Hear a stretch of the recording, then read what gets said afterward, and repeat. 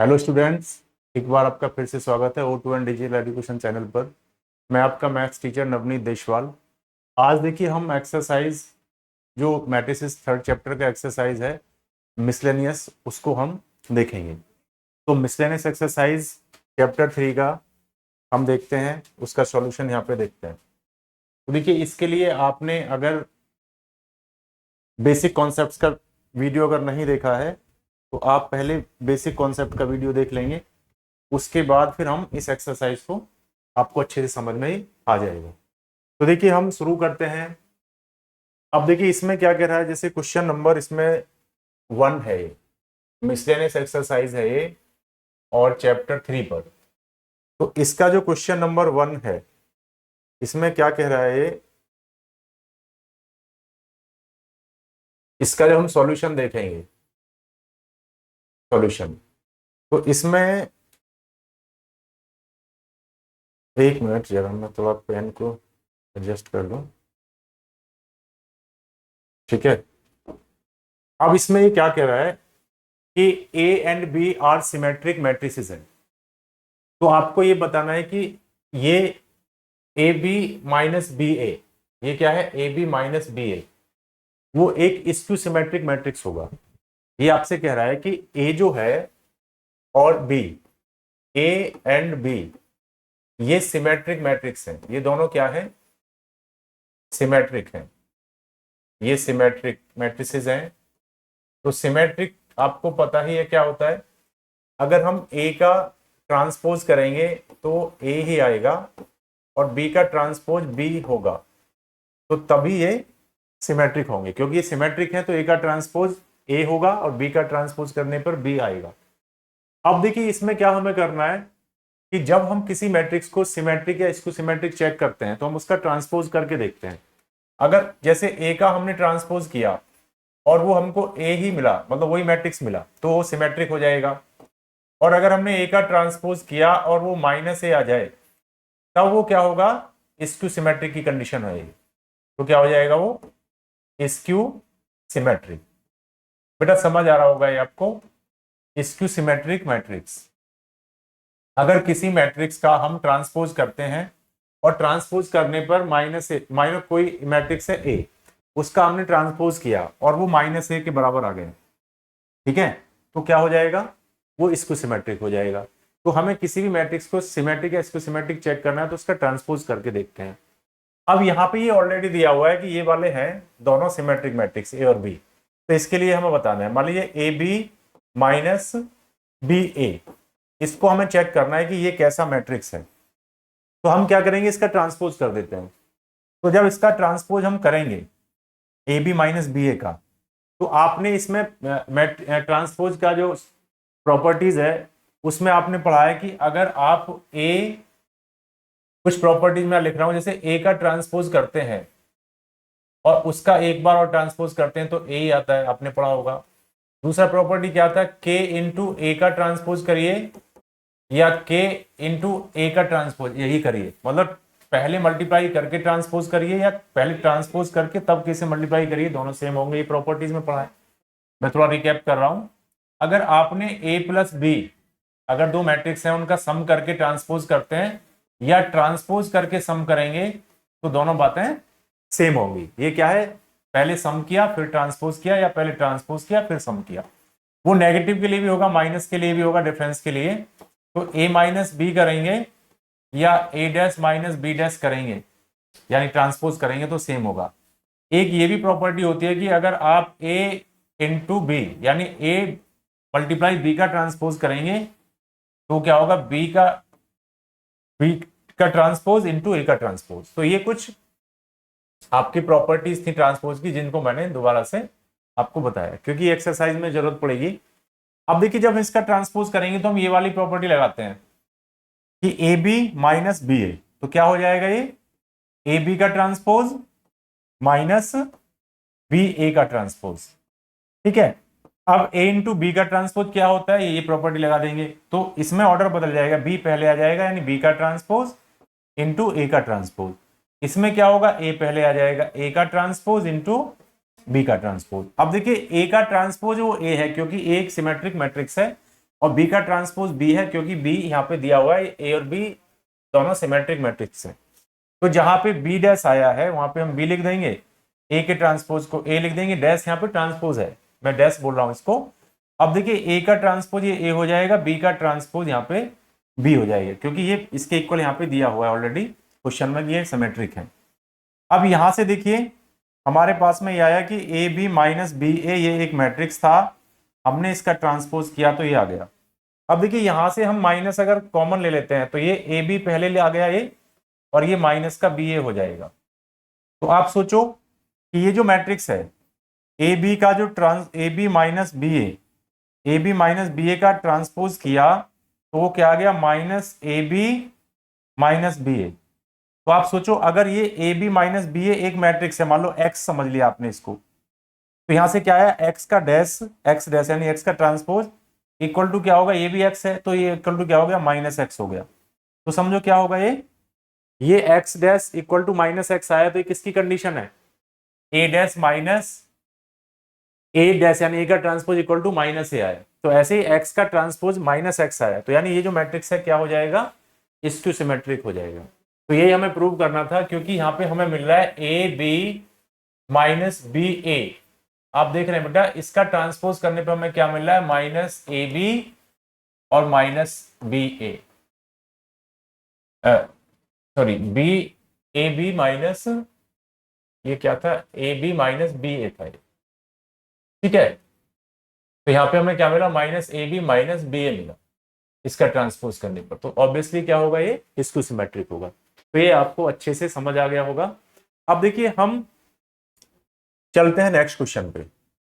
इसमें कह रहा है कि सो डेट, क्वेश्चन नंबर 2 है ये, और इसमें ये कह रहा है कि ये शो करना है कि B dash A B skew symmetric और skew symmetric according to A is symmetric और स्क्यू सिमेट्रिक।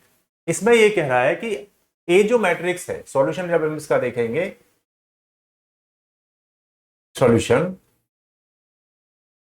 तो इसमें क्या कह रहा है ये कि अगर ए एक मैट्रिक्स है तो ए कह रहा है कि अगर ए मैट्रिक्स क्या है, सिमेट्रिक, एसएम लिख रहा हूं मैं सिमेट्रिक के लिए, और ये क्या है, S S M skew symmetric. अगर ए मैट्रिक्स सिमेट्रिक होगा तो सिमेट्रिक का मतलब क्या होगा, यानी इसका ट्रांसपोज करने पर ए के इक्वल आए, या ये स्क्यू सिमेट्रिक होगा यानी इसका ट्रांसपोज करने पर माइनस ए आए।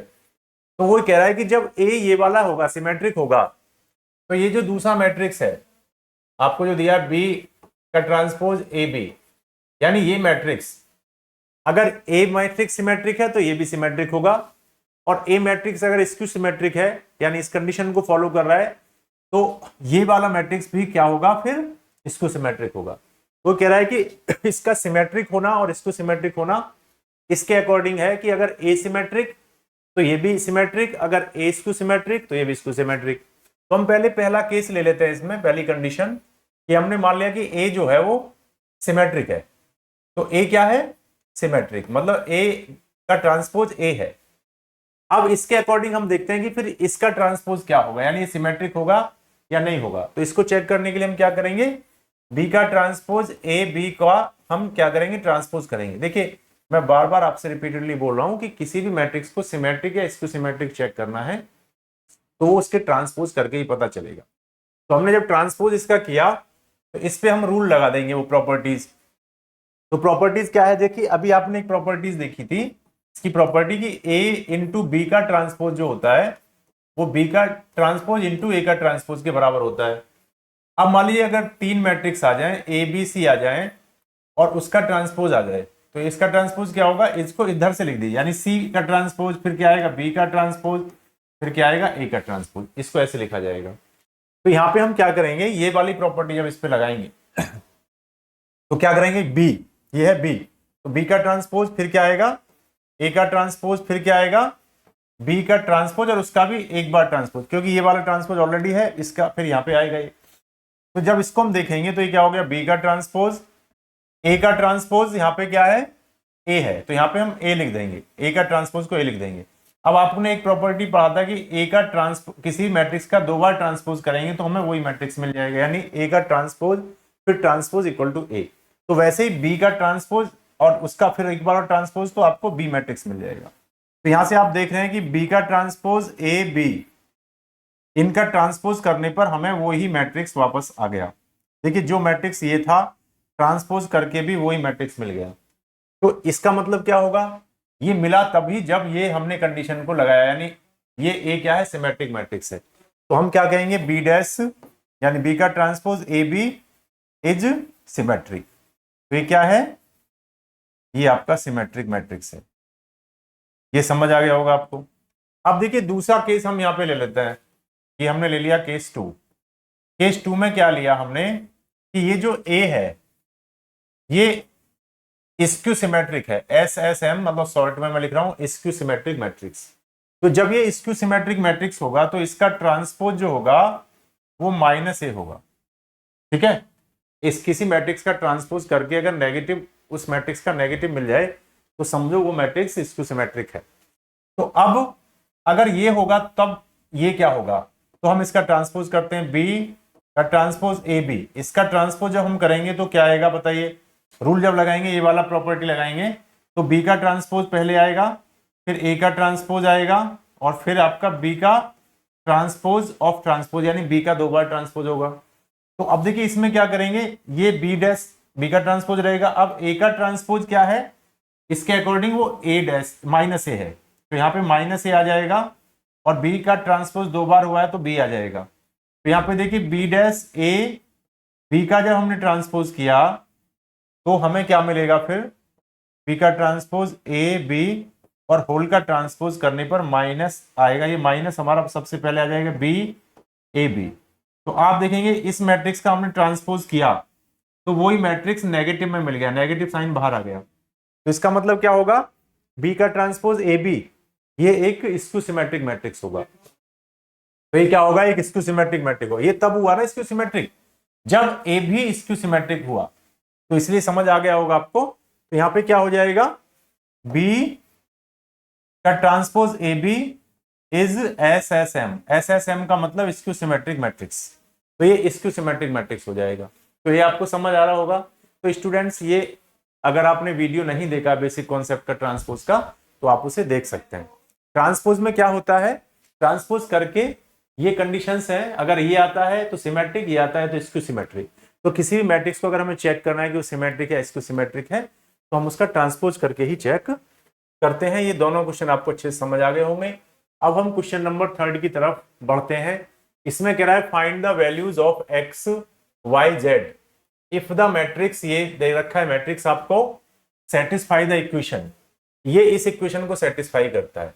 मतलब इस मैट्रिक्स का ट्रांसपोज को उस मैट्रिक्स के साथ मल्टीप्लाई करते हैं तो एक आइडेंटिटी मैट्रिक्स आता है उसी ऑर्डर का, क्योंकि ये 3x3 ऑर्डर की मैट्रिक्स है तो यहाँ पे 3x3 ऑर्डर का आइडेंटिटी मैट्रिक्स आएगा। तो अब हम इसको थोड़ा करते हैं। देखिए सॉल्यूशन में हम क्या करेंगे, सॉल्यूशन के लिए हम इसका ट्रांसपोज निकालेंगे। तो ए का जब ट्रांसपोज निकालेंगे तो क्या होगा, इसकी रो को हम कॉलम बना देंगे या कॉलम को रो बना देंगे। तो फर्स्ट रो को हमने फर्स्ट कॉलम बना दिया 0 2yz। अब सेकंड रो को हमने सेकंड कॉलम बना दिया xy - z। थर्ड रो को हमने थर्ड कॉलम बना दिया x - yz। ठीक है, अब हमारा ये ए आ गया। ए हमारा क्या है, 0 x x और 2y y - y और ये है z - z। ठीक है, तो ये इक्वल टू क्या होगा, आइडेंटिटी मैट्रिक्स, यानी आइडेंटिटी क्या होगा 1 0 0 0 1 0 और 0 0 1, ये हो गया। अब देखिए इसमें क्या करना है हमें, हम इसको मल्टीप्लाई करेंगे। तो फर्स्ट रो को फर्स्ट कॉलम से करेंगे तो देखिए क्या आएगा, 0 का यहाँ पे मल्टीप्लाई करेंगे 0 आएगा, प्लस x² प्लस x², तो ये आपका यहाँ पे 2x² हो जाएगा। इन तीनों को हमें ऐड करना है। अब इसी का मल्टीप्लीकेशन हम यहाँ करेंगे तो ये तो 0 हो जाएगा, ये आपका xy हो जाएगा, ये माइनस का xy हो जाएगा, तो ये सारा मिलके 0 आएगा। समझ गए होंगे आप इसको। अब देखिए जब इसका मल्टीप्लाई यहाँ करेंगे तो ये तो 0 हो जाएगा, ये माइनस का xz हो जाएगा और ये प्लस का xz हो जाएगा, तो ये भी 0 आएगा। तो ये वाला कंडीशन बनेगी। अब हमने सेकंड रो को लेंगे, उसका मल्टीप्लाई फर्स्ट कॉलम में करेंगे, तो 2y का मल्टीप्लाई 0 में करेंगे तो 0, इसका y का यहाँ करेंगे तो xy, इसका यहाँ करेंगे तो -xy, तो सारे मिला के ये भी 0 आएगा। फिर 2y का मल्टीप्लाई इसमें करना है सेकंड कॉलम में, यानी इस रो का सेकंड कॉलम में, तो ये 2y जो होगा वो 2y के साथ मल्टीप्लाई होगा, तो कितना हो जाएगा ये 4y²। ये इसके साथ होगा तो प्लस का 1 यानी 5y²। 2 2 जा 4 हो गया ना, 4 और ये एक और स्क्वायर आ गया 5 और ये आ गया एक और, तो ये 6, तो ये आपका हो गया 6y²। देखिए 2 2 जा 4y², यहाँ से फिर ये प्लस y² 5y² हो जाएंगे, प्लस y², ये 6y² हो जाएंगे। अब यहाँ पे करेंगे तो 2yz, जब इसका करेंगे तो -yz और इसका करेंगे तो -yz, तो ये हो गया 2yz और -2yz, तो ये कैंसिल होके आपको यहाँ पे 0 आएगा। अब देखिए इसका थर्ड रो का हम फिर first column, second column, third column तीनों में करेंगे, तो जब z का मल्टीप्लाई हम 0 में करेंगे तो 0 आएगा, यहाँ पे -zx और ये प्लस का zx, तो यहाँ पे 0 आएगा, तीनों को मिला के 0 आएगा। अब देखिए z का मल्टीप्लाई यहाँ करेंगे तो ये हो जाएगा 2yz -yz और फिर -yz, तो प्लस के 2yz और माइनस के 2yz, तो ये फिर आपका 0 हो जाएगा। अब यहाँ पे करेंगे तो z² प्लस का z² प्लस का z², तो ये आपका 3z² हो जाएगा, ये 3z² हो जाएगा। अब ये इक्वल टू क्या आएगा, देखिए 1 0 0 0 1 0 0 0 1। अब हमें देखिए ये दो मैट्रिक्स जब इक्वल हैं तो इनके कॉरेस्पॉन्डिंग एलिमेंट भी इक्वल होंगे। रूल, इक्वलिटी का रूल यही कहता है जब दो मैट्रिक्स इक्वल होते हैं तो उनके कॉरेस्पॉन्डिंग एलिमेंट इक्वल होंगे। तो देखिए यहाँ पे 2x² जो होगा वो इसके इक्वल होगा, तो यहां से निकल के क्या आया 2x² = 1। तो जब हम इसको सॉल्व करेंगे तो x की वैल्यू क्या आएगी, प्लस माइनस ये 1/2 हो जाएगा, रूट लग जाएगा, तो 1/2 का ये रूट हो जाएगा, ठीक है। तो यहां से सीधा x की वैल्यू जो निकल के आएगी वो क्या हो जाएगी 1/+-1/√2, ठीक है। अब ऐसे ही जब हम इसको देखेंगे तो ये एलिमेंट इसके इक्वल हो जाएगा, तो यहां से क्या आएगा 6y² = 1 आएगा, तो y² की वैल्यू 1/6 आएगी। तो यहां से जब y की वैल्यू निकालेंगे तो +-1/√6 हो जाएगी। ये समझ आ गया होगा आपको। अब देखिए यहां से ये जो होगा 1, ये 3z के स्क्वायर के इक्वल होगा, तो यहां से जब हम देखेंगे 3z², तो 3z², चलो यहीं पे लिख लेते हैं, 3z² = 1 आएगा। तो यहां से z² की जो वैल्यू होगी स्टूडेंट्स वो 1/3 होगी, तो z की वैल्यू हमारा क्या हो जाएगी +-1/√3। तो इस तरीके से x y z ये तीनों की वैल्यू निकल के आपको मिल जाएंगी। बेटा समझ आ गया होगा, तो हम इस तरीके से इसको निकालेंगे। तो देखिए इसमें केवल क्या क्या हमें सीखना था, एक तो मैट्रिक्स का प्रोडक्ट हमें आना चाहिए, ठीक है। अगर प्रोडक्ट आपको नहीं आता है तो ये क्वेश्चन आपका नहीं होगा। उसके प्रोडक्ट आना चाहिए, ट्रांसपोज आना चाहिए, और जो इक्वलिटी का रूल है वो आपको लगाना आना चाहिए कि इक्वलिटी का मतलब क्या होता है। जब दो मैट्रिक्स इक्वल होते हैं तो उनके कॉरेस्पॉन्डिंग एलिमेंट भी इक्वल होते हैं, उनको इक्वल रखना है, वैल्यूज निकल जाएंगी। तो अगर आप मल्टीप्लीकेशन नहीं जानते हैं, ट्रांसपोज क्या होता है ये नहीं जानते हैं, ठीक है, इक्वलिटी क्या होता है ये आपको पता नहीं है, ठीक है, तो आपको क्या करना है, बेसिक कॉन्सेप्ट का जो हमारा लेक्चर है, जो वीडियो है, उसको जाके आप देख लेंगे तो फिर ये इसको अच्छे से समझ में आ जाएंगे। अगर देखिए आपको प्रोडक्ट नहीं आता है तो मैं प्रोडक्ट कर रहा हूँ, आपको समझ नहीं आ रहा होगा, तो आपको पहले प्रोडक्ट को सीखना है। मैंने अच्छे से डिटेल में इस पे वीडियो बनाया बेसिक कॉन्सेप्ट पे। ट्रांसपोज को हमें सीखना है, इक्वलिटी को हमें सीखना है। तो ये क्वेश्चन समझ आ गया होगा, इसमें तीनों कॉन्सेप्ट की जरूरत है। अब हम प्रोसीड करते हैं नेक्स्ट क्वेश्चन पर। देखिए नेक्स्ट क्वेश्चन क्या है, क्वेश्चन नंबर 4 है। ये कह रहा है for what values of x। ये इक्वेशन है, यानी ये एक मैट्रिक्स है, आपको इसमें x की वैल्यू पता नहीं है। ये एक मैट्रिक्स है, ये एक मैट्रिक्स है, ये एक मैट्रिक्स है, इन तीनों का मल्टीप्लीकेशन इन तीनों मैट्रिक्स का एक जीरो मैट्रिक्स के इक्वल है। आपको पता है जीरो मैट्रिक्स जो होता है उसके सारे एलिमेंट जीरो होते हैं। तो हमें क्या करना है, पहले इनको मल्टीप्लाई करना है और फिर यहाँ भी बाद में इक्वलिटी लगेगी। तो यहाँ पे एक तो मल्टीप्लीकेशन आना चाहिए आपको, उसके बाद दोनों मैट्रिक्स होंगे। देखिए यहाँ इधर मल्टीप्लाई करके तीनों मैट्रिक्स को, जितने भी ऑर्डर का ये मैट्रिक्स बनेगा उतने ही ऑर्डर का इधर जीरो मैट्रिक्स लिख लेंगे हम, फिर इक्वलिटी का रूल लगा के उनको इक्वेट कर लेंगे, वैल्यूज एक्स की निकल जाएंगी। तो देखिए हम देखते हैं कि पहले क्या हम इनको मल्टीप्लाई कर पाते हैं। जैसे हमने क्या किया, हमने इसको इसके साथ मल्टीप्लाई करने की कोशिश करते हैं, तो देखिए इसका जो ऑर्डर है वो क्या है, 1/3 है। इसमें 1 एक रो है और 3 इसमें कॉलम है। इसका ऑर्डर क्या है, 3/3 है। इसका ऑर्डर क्या है, इसका ऑर्डर हमारा बनेगा 3/1। ठीक है, तो अगर मैं देखूं क्या ये मैट्रिक्स, मान लो मैंने इनको वैसे इनका नाम रख लिया ए, इसको मैंने कह दिया बी, इसको कह दिया सी, मान लो ये मैट्रिक्स ए है, ये वाला बी है, ये सी है, तो क्या मल्टीप्लाई ए बी का हो सकता है? तो देखिए मल्टीप्लाई होने के लिए इसके जो कॉलम है और इसकी जो रो है, ए का कॉलम और बी का रो इक्वल होना चाहिए, तो इसका मल्टीप्लीकेशन हो जाएगा। तो हम पहले क्या करते हैं, इसी का मल्टीप्लाई कर लेते हैं ए बी का। उसके बाद में जब इन दोनों का ए और बी का मल्टीप्लाई हो जाएगा, इसका उसका जो मैट्रिक्स बनेगा उसका फिर इसमें करेंगे आगे। तो ये कर लेते हैं। आप ऐसे भी कर सकते हैं, मान लीजिए हमने इसको पहले मल्टीप्लाई कर लिया, अगर आपने इसको मल्टीप्लाई किया तो क्या बनेगा, इसके कॉलम 3 है, इसके रो 3 है, मल्टीप्लीकेशन हो जाएगा, तो ये आपका 3/1 का मैट्रिक्स एक बनेगा। तो वैसे भी बना सकते हैं। तो इसमें क्या होगा, 1/3 का मैट्रिक्स बनेगा। तो कर लेते हैं मल्टीप्लाई। अब इसमें कैसे मल्टीप्लाई होगा वो आपको आना चाहिए। इस रो को हम इस कॉलम में करेंगे, इस कॉलम में करेंगे, फिर इस कॉलम में करेंगे। तो क्या होगा मल्टीप्लाई करने पर, देखिए मैंने LHS को ले लिया, मतलब इसको एक साथ ही लेके चलते हैं, LHS वगैरह मत लीजिए, एक साथ लेते हैं। तो हमने मल्टीप्लाई किया इसको, तो देखिए 1 का मल्टीप्लाई 1 में होगा, फिर 2 का मल्टीप्लाई 2 में होगा, फिर इस 1 का यहाँ पे होगा। तो क्या आएगा, 1 + 4 + 1, तो ये 6 हो जाएगा। तो यहाँ पे 6 आ जाएगा। ठीक है, फिर क्या होगा, अब इसी का 1 to 1 का मल्टीप्लाई इसमें होगा, जब यहाँ होगा तो 2 आएगा, यहाँ होगा तो 0, यहाँ होगा तो 0, तो क्या आएगा, सीधा 2 आएगा। अब इसी का मल्टीप्लाई फिर यहाँ होगा, तो ये 1 का मल्टीप्लाई 0 में होगा तो 0 आएगा, यहाँ पे 2 आएगा और यहाँ पे फिर 2 आएगा।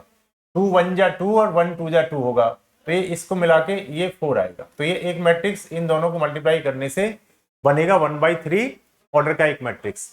अब ये इक्वल टू क्या होगा, 0 2x, और ये इक्वल टू होगा 0 मैट्रिक्स। ये 0 मैट्रिक्स है, वो है ये। अब देखिए इसका मल्टीप्लिकेशन हो पाएगा, हाँ होगा। इसका ऑर्डर क्या है, 1/3, इसमें एक रो है और 3 कॉलम है। इसका मल्टीप्लिकेशन होगा, हाँ होगा, ये 3/1 है, तो इसके कॉलम 3 है, इसकी रो भी 3 है, तो इसका भी मल्टीप्लिकेशन होगा। जब इनका मल्टीप्लिकेशन होगा तो ऑर्डर किसका क्या आएगा, मैट्रिक्स का 1/1 का ऑर्डर आएगा। अब इसको मल्टीप्लाई कैसे करेंगे, इस रो को इस कॉलम के साथ करेंगे। अब इसमें एक ही कॉलम है, ये एक ही रो है, इसमें एक ही कॉलम है, तो इसमें एक ही एलिमेंट बनेगा। तो क्या होगा, 6 का मल्टीप्लाई 0 में करेंगे तो 0 आएगा, 2 का मल्टीप्लाई 2 में करेंगे तो 4 आएगा, +4 का मल्टीप्लाई इसमें करेंगे तो ये 4x आएगा। तो इनको मिला के ये एक ही एलिमेंट आएगा, और ये भी 0 मैट्रिक्स है, तो इसमें भी एक ही एलिमेंट का 0 मैट्रिक्स इधर लिख लेंगे हम। जितना इधर बनेगा जिस ऑर्डर का मैट्रिक्स, उसी ऑर्डर का 0 मैट्रिक्स लिखना है हमें RHS में। अब यहाँ पे केवल एक ही एलिमेंट का बना है, यानी 1/1, तो ये भी 1/1 ऑर्डर का ही 0 मैट्रिक्स हम लिखेंगे। तो देखिए क्या हो जाएगा, ये हो जाएगा 4 + 4x इक्वल टू क्या होगा, 0। अब देखिए यहां से क्या होगा, जब ये दोनों मैट्रिक्स इक्वल हैं तो इक्वलिटी का रूल क्या कहता है, इसमें भी ये जो एलिमेंट है एक, वो इसके इक्वल होगा कॉरेस्पॉन्डिंग। तो यहां से क्या आएगा, 4 + 4x इक्वल टू 0। तो यहां से जब हम सॉल्व करेंगे तो x की वैल्यू क्या आ जाएगी, -1 आ जाएगी। कैसे, ये 4x है यहाँ पे, इसको इधर ले जाएंगे तो -4 होगा, और जब यहाँ पे x की वैल्यू निकालेंगे तो -4 को 4 से डिवाइड करेंगे तो -1 आएगी। तो x की वैल्यू क्या निकल के आ जाएगी, -1। तो इस तरीके से इस क्वेश्चन को हम सॉल्व कर लेंगे। ये आपको अच्छे से समझ आ गया होगा। अब हम क्वेश्चन नंबर 5 की तरफ बढ़ते हैं। अब देखिए इस टाइप का क्वेश्चन हमने पहले भी एक्सरसाइज में किया है, ये भी इजी क्वेश्चन है, इसमें कुछ नहीं है। इसमें प्रोडक्ट आना चाहिए आपको, मल्टीप्लिकेशन आना चाहिए, इसमें आपको एडिशन सब्ट्रैक्शन ये वाली चीजें आना चाहिए। बहुत इजी एक्सरसाइज है। अब देखिए इसमें क्या है, ये कह रहा है ये एक मैट्रिक्स है, ये इसमें इसका ये वाला एलिमेंट गायब है। चलो मैं इसको अभी देख के लिखते हैं क्या है ये। तो देखिए ये वाला आपका क्या है, अभी देखते हैं।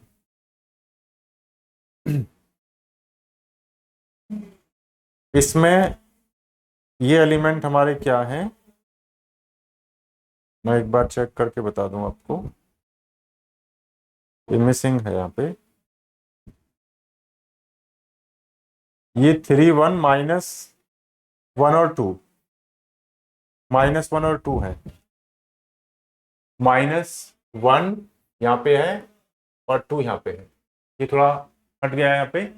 अब देखिए यहाँ पे हम क्या करेंगे, ये कह रहा है ए दे रखा है तो आपको दिस इक्वल टू 0, यानी ये 0 मैट्रिक्स के बराबर आना चाहिए। तो इसका सॉल्यूशन में हम क्या करते हैं, ए स्क्वायर निकालते हैं। तो पहले तो ए स्क्वायर का सीधा मतलब क्या होगा, इस मैट्रिक्स को अपने साथ ही मल्टीप्लाई कर देना।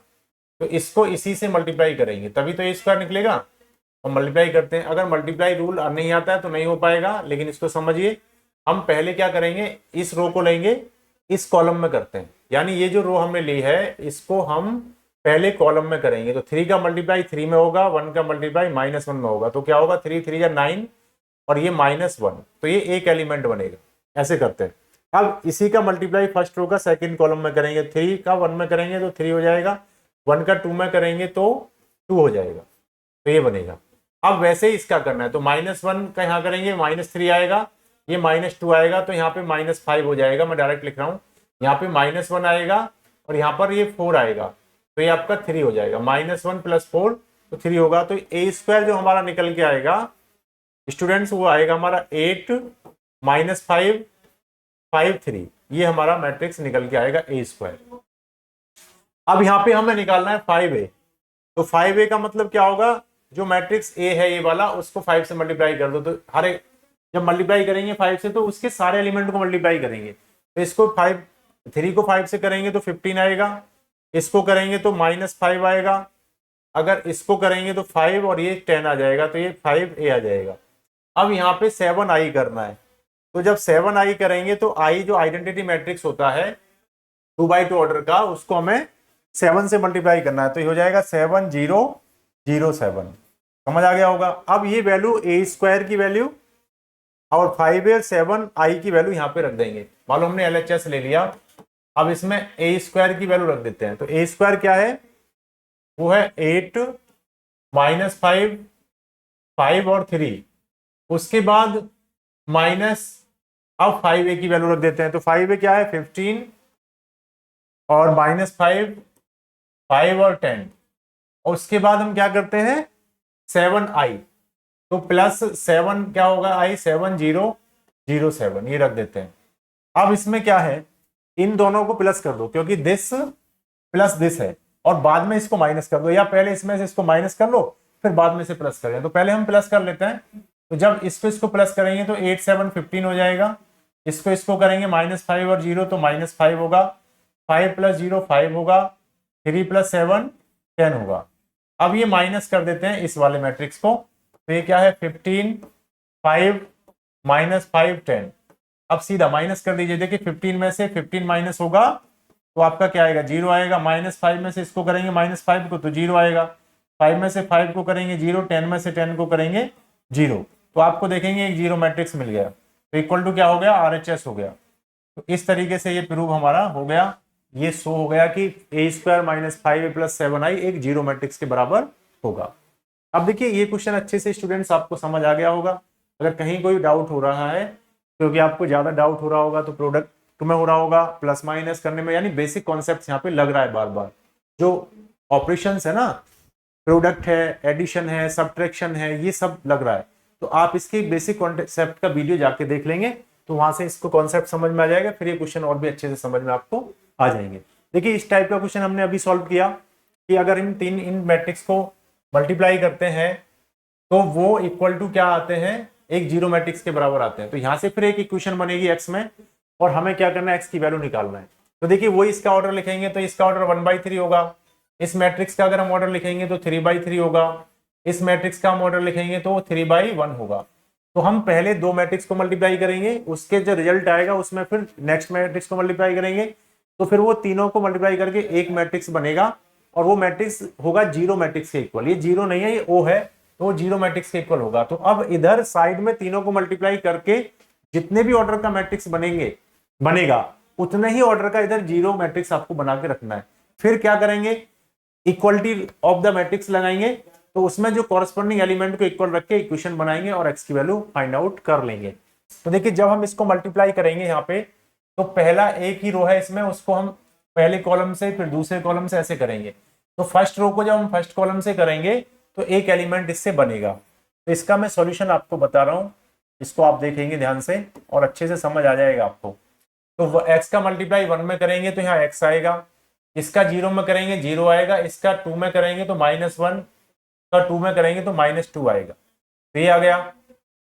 अब इसका मल्टीप्लाई यहाँ करना है, तो x का मल्टीप्लाई 0 में करेंगे 0 हो जाएगा, -5 का इसमें 2 में करेंगे तो -10 हो जाएगा, यहाँ करेंगे 0 तो 0, ये दोनों तो 0 हो जाएंगे तो ये केवल -10 आ जाएगा, तो ये -10 होगा। अब इसका मल्टीप्लाई फिर यहाँ करना है, तो ये 2x हो जाएगा, तो ये होगा 2x, ये -5 और ये आपका -3, ये -3 होगा। ये एक मैट्रिक्स बन गया और ये आपका x 4 और 1 ये ऑलरेडी यहाँ पे है और ये इक्वल टू O मैट्रिक्स है, 0 मैट्रिक्स है। इसको जब हम देखेंगे तो ये आपका x -2 है, ये -10 है, इसको सॉल्व करेंगे तो 2x -8 हो जाएगा। अब इसका मैट्रिक्स का मल्टीप्लीकेशन हमें x 4 और 1 के साथ करना है और ये इक्वल टू एक 0 मैट्रिक्स है। तो जब इसका मल्टीप्लाई करेंगे तो इस रो को इस कॉलम के साथ करेंगे, तो यहाँ पे एक ही रो है एक ही कॉलम है, तो एक ही एलिमेंट आएगा, इन दोनों को मल्टीप्लाई करने से 1 बाय 1 ऑर्डर का मैट्रिक्स बनेगा। ठीक है, तो जब हम इसको मल्टीप्लाई करेंगे x -2 को x के साथ, तो ये हो जाएगा x² -2x। ठीक है, फिर इसमें इसको करेंगे तो -10 × 4 तो ये -40 हो जाएगा, फिर इसको करेंगे तो प्लस का 2x -8, तो ये पूरा एक एलिमेंट आ गया और ये इक्वल टू होगा एक 0 मैट्रिक्स के। जब इसको हम देखेंगे तो ये क्या हो जाएगा, +2x और -2x कैंसिल आउट हो जाएंगे और ये x² -40 और -8 तो -48 हो जाएगा। तो ये एक 1 बाय 1 ऑर्डर का मैट्रिक्स हो गया और ये भी एक 1 बाय 1 ऑर्डर का मैट्रिक्स बना के इसको लिख लेंगे। तो यहाँ से हमारा क्या निकल के आएगा, x² -48 इक्वल टू 0 आएगा। तो यहाँ से हमें मिला x² -48 इक्वल टू 0, तो x² हमारा हो जाएगा 48। तो जब x की वैल्यू हम निकालेंगे तो ±√48 होगी। तो जब इसको हम सॉल्व करेंगे यहाँ पे तो x की वैल्यू क्या आएगी, +48 को हम लिख देंगे ना 16 × 3 का रूट, तो 14 ये बाहर आ जाएगा, प्लस माइनस यहाँ आ जाएगा तो 4 बाहर आ जाएगा, तो 4√3 हो जाएगी। तो x की वैल्यू कितना आ जाएगा, +-4√3। तो इस तरीके से ये क्वेश्चन हम सॉल्व कर लेंगे। ये आपको अच्छे से समझ आ गया होगा। अब हम नेक्स्ट क्वेश्चन पे प्रोसीड करते हैं। देखिए नेक्स्ट क्वेश्चन में क्या दे रखा है, एक मैन्युफैक्चर है, वो प्रोड्यूस 3 प्रोडक्ट्स XYZ, वो XYZ नाम के 3 प्रोडक्ट बनाता है, which he sells in 2 markets, annual sales are indicated below.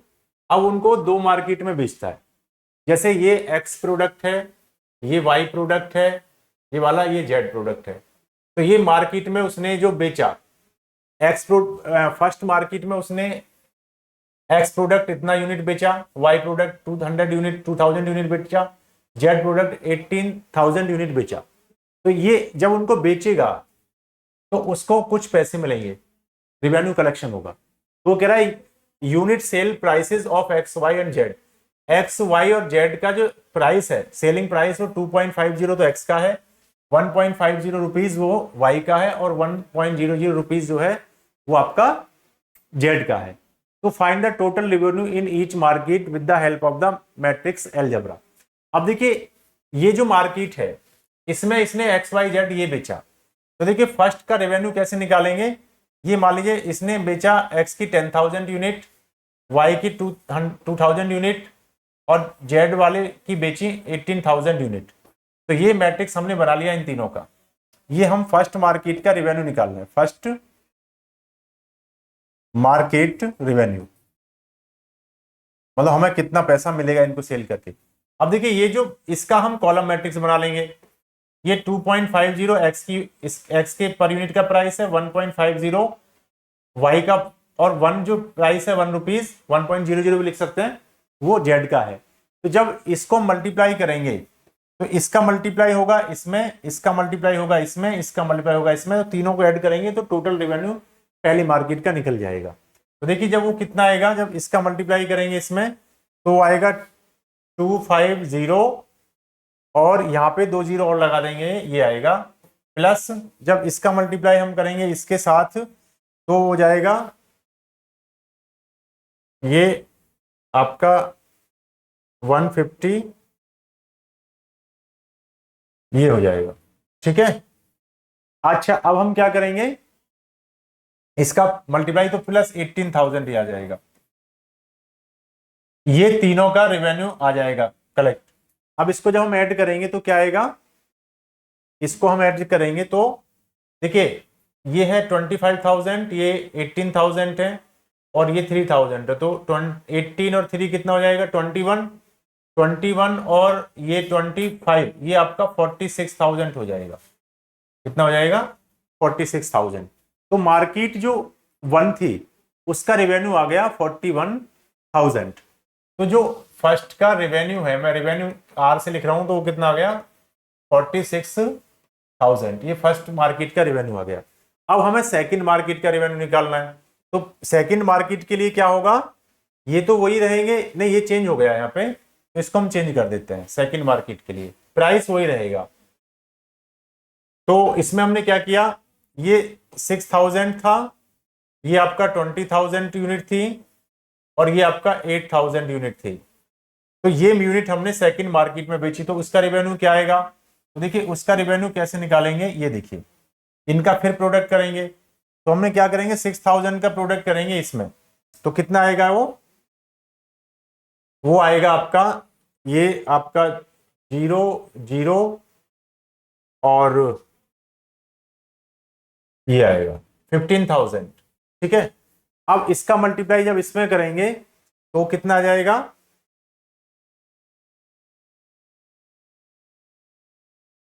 ये आएगा, ये आपका 30,000 आएगा।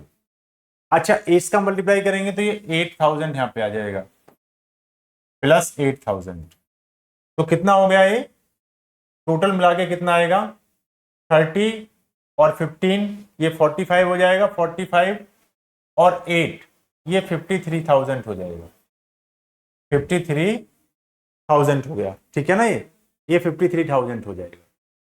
अब इसमें कोई प्रॉब्लम नहीं है, तो सेकंड मार्केट का जो रेवेन्यू आएगा वो आपका 53,000 हो जाएगा। अब ये कह रहा है आपसे कि ये तो रेवेन्यू हो गया, अब ये कह रहा है कि हमने बेचने पर हमें ये मिल गया, ये कह रहा है if the unit cost of the above 3 commodities. अब उनको कमोडिटी देखिए XYZ जो आइटम्स हैं, जो कमोडिटीज हैं, उनको बनाने की जो कॉस्ट आई थी वो एक्स की बनाने की कॉस्ट ये है, बेचा इतने में था, वाई की बनाने की कॉस्ट 1 रुपया आई थी, बेचा था 1.5 में, और जो आपका जेड आइटम था उसको बनाने की जो कॉस्ट आई थी 50 पैसे या 0.05 रुपीज आ जाएगा। तो उसका कहता है फाइंड द ग्रॉस प्रॉफिट, आपको बताना है। तो इनकी बनाने की कॉस्ट अगर ये आई तो प्रॉफिट कैसे निकालेंगे। अब देखिए इनकी कॉस्ट निकालते हैं, तो फर्स्ट की कॉस्ट निकाल के हम यहाँ पे लिखेंगे, मान लीजिए फर्स्ट जो मार्केट में जब हम बेचेंगे, फर्स्ट जो उसका जो कॉस्ट आया फर्स्ट कमोडिटीज का, तो कमोडिटी का कॉस्ट आया उसको हम बना लेते हैं, और फिर सेकंड का जो कॉस्ट आएगा उसको देखेंगे। तो हम पहले यहाँ पे वो निकाल के देखेंगे प्रॉफिट, ग्रॉस प्रॉफिट फर्स्ट का और सेकंड का। तो अब हम क्या करते हैं, ये ही निकालते हैं हम। अब देखिए इसमें ये 10,000 यूनिट थी, इसकी ये 2,000 है और ये 18,000 है जो हमने मार्केट 1 में बेची है। तो इनकी कॉस्ट क्या आई होगी, यहाँ पे ये 2, 1 और 0.5, ठीक है ना, ये 0.5 या 1/2 रुपीज जो भी लिखना आप चाहें। तो इनका जब हम टोटल निकालेंगे तो क्या आएगा, 10,000 को जब 2 से करेंगे तो ये 20,000 आ जाएगा, प्लस 2,000 को इससे करेंगे तो ये 2,000 आ जाएगा 1 से, प्लस इसको करेंगे 5 से तो ये 9,000 आ जाएगा, ये आपका 9,000 आ जाएगा 0.5 से करेंगे। तो इनका टोटल जो आएगा वो कितना आएगा 31, ये आएगा 31,000। तो पहले का जो रेवेन्यू मिला था वो हमें 46,000 मिला था, और इसकी जो कॉस्ट आई वो हमारा 31,000 आई। तो देखिए हमें इतने में ये चीजें बनाने के बाद मिली, पड़ी इतनी हमारी कॉस्ट आ गई, और हमारे बेचने में हमें इतना पैसा मिला, तो हमें प्रॉफिट ही तो हुआ। तो कितने का प्रॉफिट हुआ, तो 46 में से जो हमें पैसे मिले बेचने पर और जितना हमारा खर्चा आया कॉस्ट आई उसको माइनस कर देंगे। तो फर्स्ट जो ग्रॉस प्रॉफिट आएगा पहली मार्केट के अकॉर्डिंग, तो वो कितना आएगा, वो हमारा आएगा, इसमें से जब इसको माइनस करेंगे तो ये आपका 31,000 माइनस होगा तो 15 आएगा, तो 15,000 ग्रॉस प्रॉफिट आ जाएगा। अच्छा, अब जैसे दूसरे जो आइटम है वो कितने हैं उनको यहाँ पे लिख लेते हैं, और उनकी जो कॉस्ट है वो क्या आई है वो देख लेते हैं। इनके ये आइटम थे 6,000, और ये बने थे 20,000, और ये था 8,000, तो इसकी भी कॉस्ट यही है। तो जब इसका हम कॉस्ट यहाँ पे निकालेंगे तो देखिए क्या आएगा, इनका जो कॉस्ट निकालेंगे तो ये 12,000 हो जाएगा। 6,000 को जब 2 से मल्टीप्लाई करेंगे, जब इसको करेंगे तो 20 आएगा, 20, ठीक है ना, 20,000 आ गया। इसको करेंगे यहाँ पे तो प्लस का 4,000 आएगा, तो जब इसको हम प्लस करेंगे तो 36,000 आएगा। तो इनकी कॉस्ट जो आई वो 36,000 आई, और ये हमारा बिका कितने में था, 53,000 में। तो इस पे प्रॉफिट कितना आएगा, जो सेकंड आइटम है, सेकंड मार्केट में जो बिचे हैं उनके अकॉर्डिंग इसमें जो आएगा तो 53 में से 36 को माइनस कर देंगे तो ये 17,000 आएगा। तो इस तरीके से इनका प्रॉफिट निकालेंगे। वो कह रहा है कि ये यूनिट्स थी, हमने 2 मार्केट में बेची, उनको बेचने पर हमें ये कॉस्ट मिला। तो हमने क्या किया, इनका रेवेन्यू निकाल लिया, पहली मार्केट में इतने पैसे मिले, दूसरी मार्केट से हमें बेचने पर इतने पैसे मिलेंगे। अब उनको बनाने की कॉस्ट, इनको बनाने की जो कॉस्ट निकाल लेंगे वो कितनी आई, इनको बनाने की जो कॉस्ट आई थी वो हमारा अभी हमने देखा था, वो जो आई थी उसको देख लेते हैं। अब हमने क्या किया, उसको माइनस कर दिया, तो 15,000 प्रॉफिट आया, इसमें से हमारा 17,000 प्रॉफिट आएगा। तो इस तरीके से हम इस क्वेश्चन को सॉल्व कर लेंगे। अब हम नेक्स्ट क्वेश्चन पे प्रोसीड करते हैं। देखिए नेक्स्ट क्वेश्चन में क्या कह रहा है कि find the matrix x so that this, यानी इस एक्स एक मैट्रिक्स है, उसको हम इस मैट्रिक्स के साथ मल्टीप्लाई करते हैं तो हमें ये एक मैट्रिक्स मिलता है। तो इसको हमें एक्स की वैल्यू पता करना है। तो देखिए यहाँ पे हम जब सॉल्यूशन देखेंगे तो सबसे पहले हमें ये पता करना पड़ेगा कि जो एक्स जो मैट्रिक्स है ये, इसका ऑर्डर क्या है। तो देखिए जो एक्स मैट्रिक्स है उसमें क्या है, ये मल्टीप्लाई हो रहा है 1 2 3 और 4 5 6 के साथ, और इसको मल्टीप्लाई करने से क्या आ रहा है, -7 2 -8 4 -9 और 6 ही आ रहा है। अब देखिए जब हमने इसको, देखिए जब इसको मल्टीप्लाई करेंगे, जैसे ये है, इसको इसके साथ मल्टीप्लाई करना है, तो मान लीजिए इसका जो ऑर्डर है वो हमने मान लिया m इंटू n मान लिया, और इसका ऑर्डर कितना है, वो है 2/3, 2/3 है ना इसका ऑर्डर। अब देखिए जब ये दोनों का मल्टीप्लाई होगा, इसका और इसका, तो इनका मल्टीप्लाई कब हो सकता है, हमें पहले इसका पता भी तो करना होगा ना, एक्स जो मैट्रिक्स है वो किस टाइप का मैट्रिक्स है, मतलब उसका ऑर्डर क्या है। तो हमें प्रोडक्ट के रूल लगाने होंगे। तो देखिए जब हम एक्स का मल्टीप्लाई, एक मैट्रिक्स है, अगर इसका ऑर्डर हमने m इंटू n मान लिया और हमने इसको मल्टीप्लाई किया इसके मैट्रिक्स के साथ जिसका ऑर्डर 2/3 है, तो देखिए रूल क्या है प्रोडक्ट का, कि इसका जो कॉलम है यानी n जो है वो इसकी रो के बराबर होना चाहिए, यानी n की वैल्यू 2 होनी चाहिए। तो यहां से ये निकल के आया कि n जो है वो 2 आएगा, क्योंकि अगर n 2 नहीं होगा, यानी इसकी जो कॉलम है जो कि n है, अगर वो इस मैट्रिक्स की रो के बराबर नहीं होंगे तो ये प्रोडक्ट फिर नहीं होगा, x का और इस मैट्रिक्स का प्रोडक्ट नहीं होगा। तो यहां से n की वैल्यू निकल के 2 आया। अब देखिए मैंने बताया था कि जैसे a और b को मल्टीप्लाई करने से कोई मैट्रिक्स c आता है, तो इस c का ऑर्डर क्या होगा, तो c का ऑर्डर जो होगा वो इसकी तो रो के बराबर होगा, c का जो ऑर्डर आएगा, तो इसमें c में कितनी रो होंगी, जितनी a की रो होंगी, और इसमें कितने कॉलम होंगे c में, जितने b के कॉलम होंगे। ये भी रूल है प्रोडक्ट में, मैंने बताया था। तो अब देखिए इसमें जो ये मैट्रिक्स बना है प्रोडक्ट होने के बाद में, वो मैट्रिक्स बना है हमारा 2/3 का। अब देखिए जब इसमें देखेंगे तो x में जितनी रो होंगी, यानी इसमें m रो है, तो इसमें भी उतनी ही रो होंगी, तो इसमें कितनी रो है, 2 है। तो इसका मतलब क्या हुआ, m की वैल्यू जो होगी वो 2 होगी। अगर ये प्रोडक्ट होगा x का इसके साथ में, तो m की वैल्यू जो इसका रो निकल गया है ना 2, तो ये सोच लीजिए इसमें x वाले मैट्रिक्स में, यानी पहले मैट्रिक्स में 2 ही रो होंगी। तो यहां से हमें ये पता चल गया कि m की वैल्यू भी 2 होगी। तो इसलिए हमने पता लगा लिया कि हमारा जो ये मैट्रिक्स है x, उसका जो ऑर्डर है वो क्या होगा, m इंटू n का मतलब 2/2, क्योंकि हमने m और n की वैल्यू पता कर ली। तो ये x जो मैट्रिक्स है हमने इसका ऑर्डर पता किया तो वो एक 2/2 ऑर्डर का मैट्रिक्स आया। तो अब हम इसको, ये जब पता चल गया तो अब हम इसको लिखते हैं। तो देखिए क्या करेंगे, हम 2/2 ऑर्डर का कोई भी एक मैट्रिक्स लिख लेते हैं। तो हमने x को मान लिया कि जो x मैट्रिक्स है वो A B C D, ये एक 2/2 ऑर्डर का मैट्रिक्स ये मान लिया हमने। तो अब हमने क्या किया, A B C D, ये वो तो हो गया x, इसका मल्टीप्लाई करेंगे हम इसके साथ 1 2 3 और 4 5 6 के साथ, और इस इक्वल टू क्या है, एक मैट्रिक्स आया -7 2 -8 4 -9 और 6।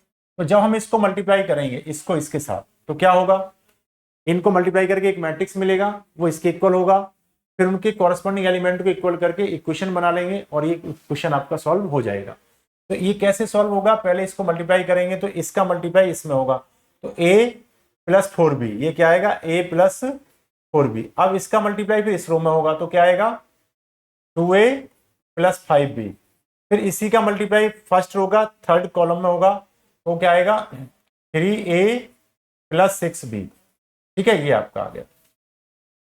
अब सेकंड रो का मल्टीप्लाई फर्स्ट कॉलम में होगा तो c + 4d होगा, फिर 2c + 5d होगा, फिर आपका 3c + 6d होगा।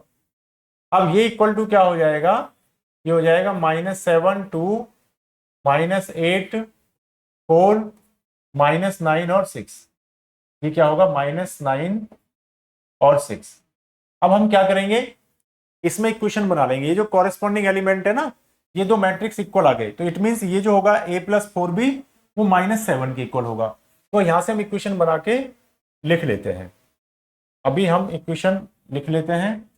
तो देखिए a + 4b = -7, इसको हमने एक इक्वेशन मान लिया। 2a + 5b वो क्या होगा -8 के इक्वल होगा, दूसरी इक्वेशन मान लिया। और 3a + 6b वो आपका -9 के इक्वल होगा, हमने थर्ड इक्वेशन मान लिया। ऐसे ही नीचे निकाल लेंगे इक्वेशन c + 4d, तो कितना होगा 2 के इक्वल होगा। ठीक है, ये हमने फोर्थ मान लिया। और 2c + 5d ये हमारा 4 होगा, ये हमने फिफ्थ इक्वेशन मान लिया। और 3c + 6d ये हमारा 6 के इक्वल होगा, हमने इसको 6th इक्वेशन मान लिया। तो हमने इस तरीके से इसको सॉल्व कर लिया। ठीक है, अब देखिए अब हम क्या करेंगे, इनमें से दो इक्वेशन को सॉल्व कर लेते हैं, मान लो इसको और ए बी की वैल्यू निकाल लेते हैं। तो जब हम ए बी की वैल्यू निकालेंगे इस दोनों से, तो आपने पढ़ा ना elimination method, substitution method 10th class में, उनको हम यूज कर लेंगे। तो देखिए यहाँ पे हम क्या करेंगे, ए की वैल्यू फर्स्ट से निकाल के इसमें रख दीजिए। तो 2 ए की जगह पे हम क्या रख देंगे, ये जो ए है इसकी जगह पर हम क्या रख देंगे, यहाँ से ए की वैल्यू निकालेंगे तो क्या आएगी -7।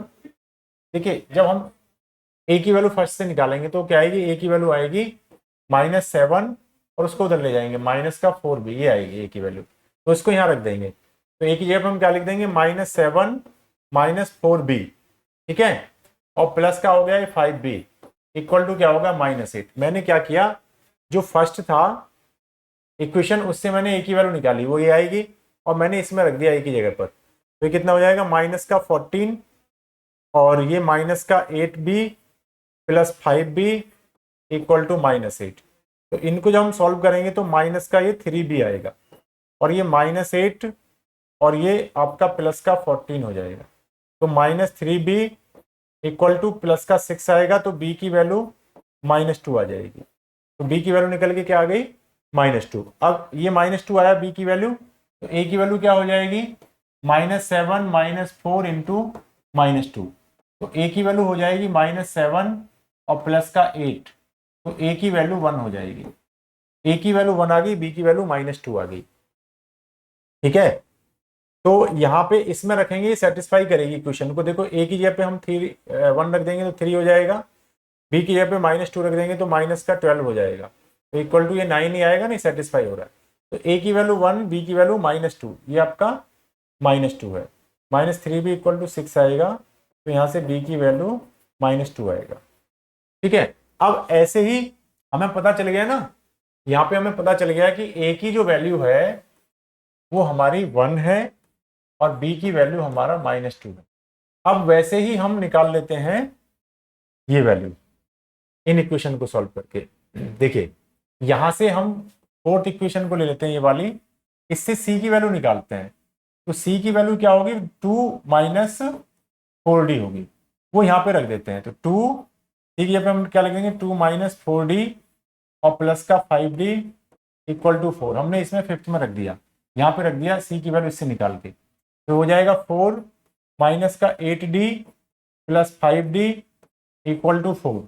तो जब इसको सॉल्व करेंगे तो 4 उधर चला जाएगा, यहाँ पे कितना बचेगा, ये -8d और 5 तो 3d बचेगा माइनस का = 4।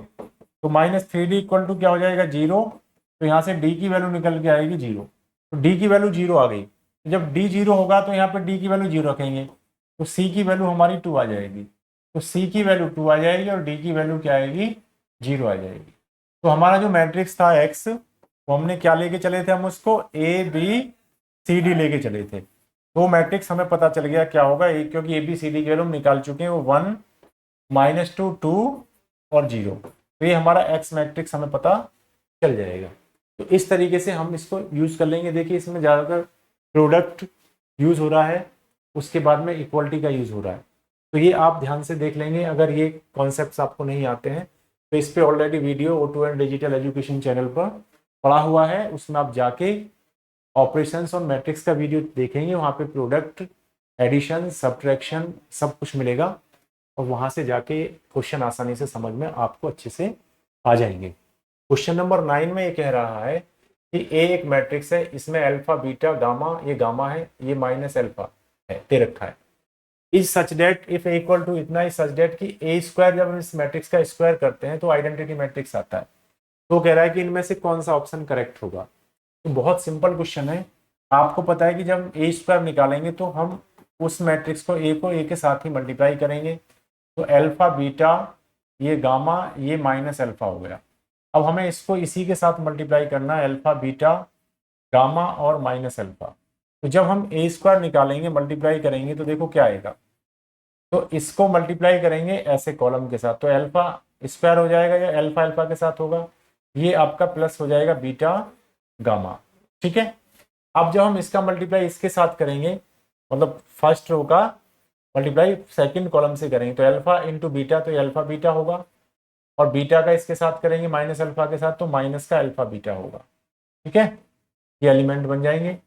अब हम सेकंड रो को लेंगे, इसके साथ करेंगे, तो ये होगा अल्फा गामा और ये माइनस का अल्फा गामा। ये इसको इसके साथ करेंगे, इसको इसके साथ करेंगे, तो माइनस का अल्फा गामा हो जाएगा। अब इसका मल्टीप्लाई इसके साथ करेंगे तो ये क्या हो जाएगा, बीटा इंटू गामा।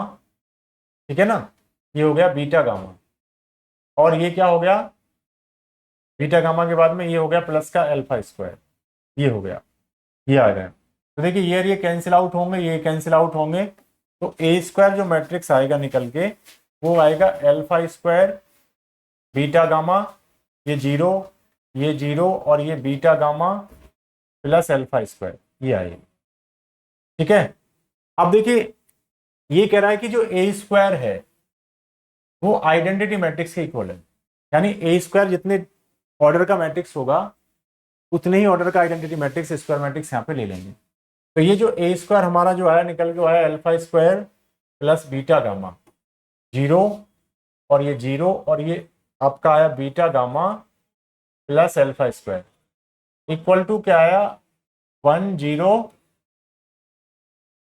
तो इसे थोड़ा लिखते हैं थोड़ा सा उधर, ये आया आपका alpha square plus beta gamma 0 और ये 0 और यहाँ पे आया beta gamma plus alpha square.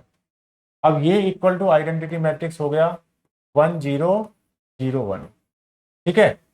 अब देखिए इसको कंपैरिजन करेंगे तो ये इसके इक्वल होगा, क्योंकि जब दो मैट्रिक्स इक्वल है तो इनका कॉरस्पॉन्डिंग एलिमेंट इक्वल होगा। तो यहाँ से क्या आएगा, alpha square plus beta gamma equal to 1 आया।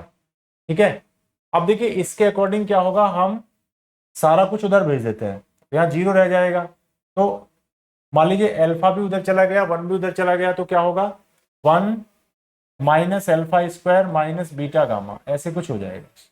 तो देखिए ऐसा कोई आ रहा है कहीं पे 1 minus alpha square minus beta gamma equal to 0। तो देखिए ये क्या है, अगर इसको देखें तो 1 plus alpha square plus beta gamma equal to 0, तो ये हमारा नहीं होगा ऑप्शन। बी में देखें तो 1 माइनस अल्फा स्क्वायर है लेकिन ये प्लस का बीटा गामा है, तो ये भी नहीं होगा। यहाँ देखें तो ये प्लस का अल्फा स्क्वायर है, ये भी नहीं होगा। तो हमारा ये वाला ऑप्शन बिल्कुल करेक्ट है, C 1 minus alpha square minus beta gamma equal to 0। तो इसमें ये ऑप्शन हमारा करेक्ट हो जाएगा। ये आपको समझ आ गया होगा अच्छे से स्टूडेंट्स। अब देखिए हम नेक्स्ट क्वेश्चन पे प्रोसीड करते हैं। क्वेश्चन नंबर है 10। ये कह रहा है if the matrix A is both symmetric and skew symmetric, तो देन आपको बताना है वो डायगोनल मैट्रिक्स होगा, जीरो मैट्रिक्स होगा, या एक स्क्वायर मैट्रिक्स होगा, या नन ऑफ दीज होगा।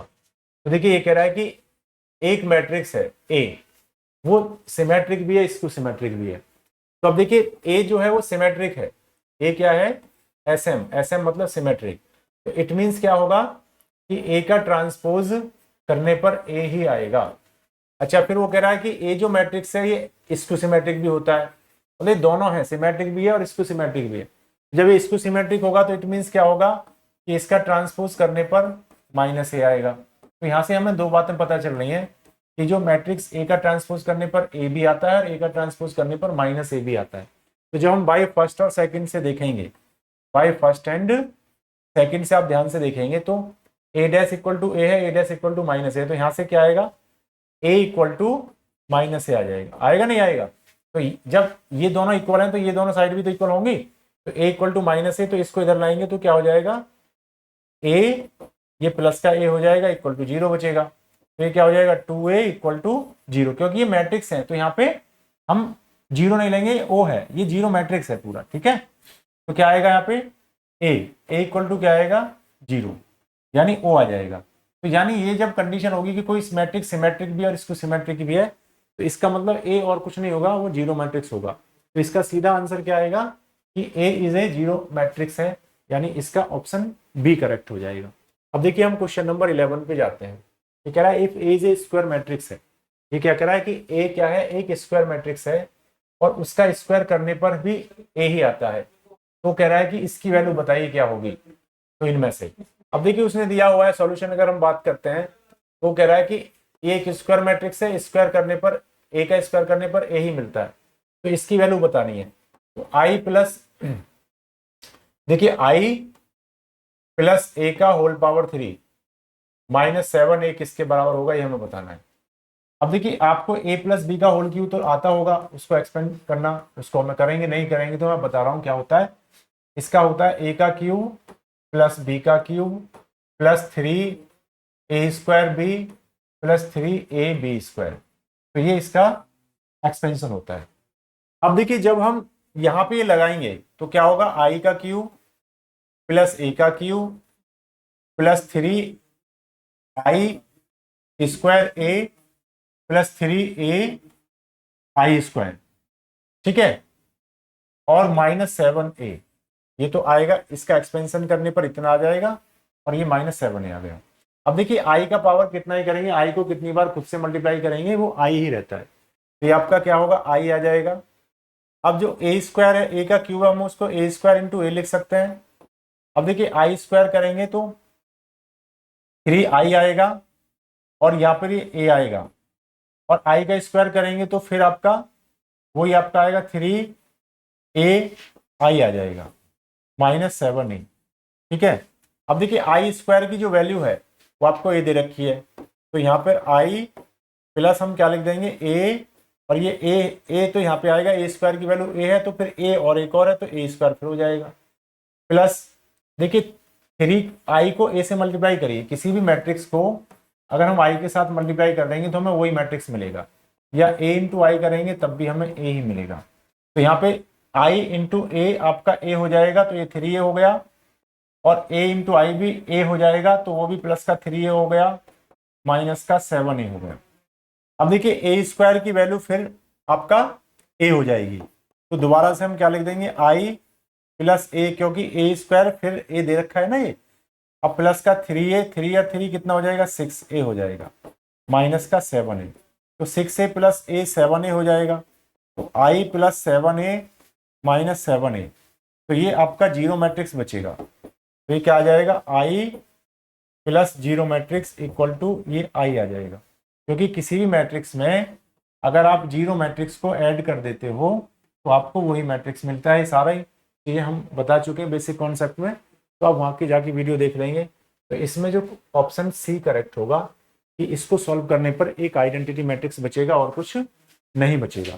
तो देखिए इस तरीके से जो मिसलेनियस एक्सरसाइज थी हमने उसका एक्सप्लेनेशन देखा, तो आपको अच्छे से समझ आ गया होगा। यहाँ पे कुछ कॉन्सेप्ट अगर समझ नहीं आ रहे होंगे तो उसका रीजन एक ही है कि आपको प्रोडक्ट करना, आपको एडिशन करना, सब्ट्रैक्शन करना, ये आपको नहीं आ रहा है। फिर तो उसके लिए हमें क्या करना है, O2N डिजिटल एजुकेशन चैनल पर जो बेसिक कॉन्सेप्ट्स का वीडियो है आप उसको जाके देख लेंगे।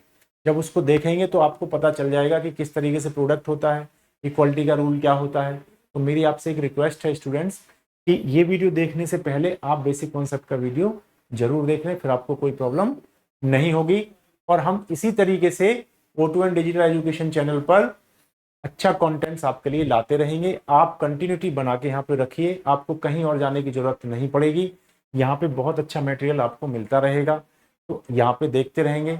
अभी तो हम एनसीईआरटी उसके बेसिक कॉन्सेप्ट्स को सॉल्व कर रहे हैं, उसके बाद में कुछ हम अच्छे क्वेश्चंस भी जो रिलेवेंट क्वेश्चंस होंगे, जो प्रीवियस ईयर बोर्ड क्वेश्चंस होंगे, उनकी भी एक सीरीज श्रृंखला शुरू करेंगे। उससे क्या होगा कि आपको बहुत रिलेवेंट क्वेश्चंस इसी प्लेटफॉर्म पर आसानी से मिलते रहेंगे, फ्री ऑफ कॉस्ट मिलते रहेंगे और हमेशा मिलते रहेंगे। तो आप इस O2N डिजिटल एजुकेशन चैनल को सब्सक्राइब कर लीजिए, ज़्यादा से ज़्यादा शेयर करिए, कंटेंट को शेयर करिए, चैनल को भी शेयर करिए, ठीक है। कमेंट्स लिखते रहिए, कोई प्रॉब्लम हो रहा है तो हमें बताते रहिए, हम अपने अंदर सुधार कर लेंगे आपके अकॉर्डिंग, आपके कन्वीनियंस के अकॉर्डिंग हम अपनी चीज़ों को मोल्ड कर लेंगे। तो thank you student, thank you for watching O2N digital education channel.